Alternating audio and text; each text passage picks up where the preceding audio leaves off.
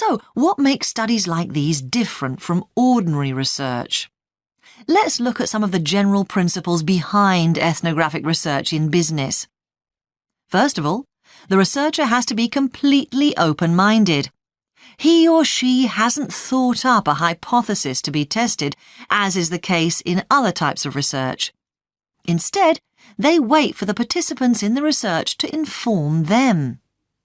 As far as choosing the participants themselves is concerned, that's not really all that different from ordinary research. The criteria according to which the participants are chosen may be something as simple as the age bracket they fall into, or the researchers may select them according to their income, or they might try to find a set of people who all use a particular product, for example. But it's absolutely crucial to recruit the right people as participants. As well as the criteria I've mentioned, they have to be comfortable talking about themselves and being watched as they go about their activities. Actually, most researchers say that people open up pretty easily, maybe because they're often in their own home or workplace. So, what makes this type of research special is that it's not just a matter of sending a questionnaire to the participants. Instead, the research is usually based on first-hand observation of what they are doing at the time. But that doesn't mean that the researcher never talks to the participants.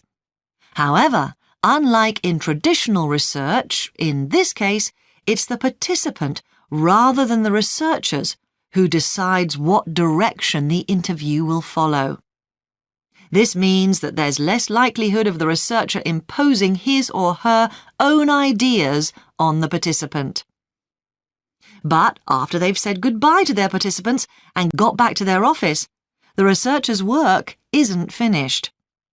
Most researchers estimate that 70 to 80% of their time is spent not on the collecting of data, but on its analysis, looking at photos, listening to recordings and transcribing them, and so on. The researchers may end up with hundreds of pages of notes. And to determine what's significant, they don't focus on the sensational things or the unusual things.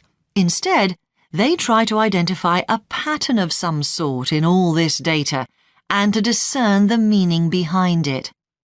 This can result in some compelling insights that can, in turn, feed back to the whole design process.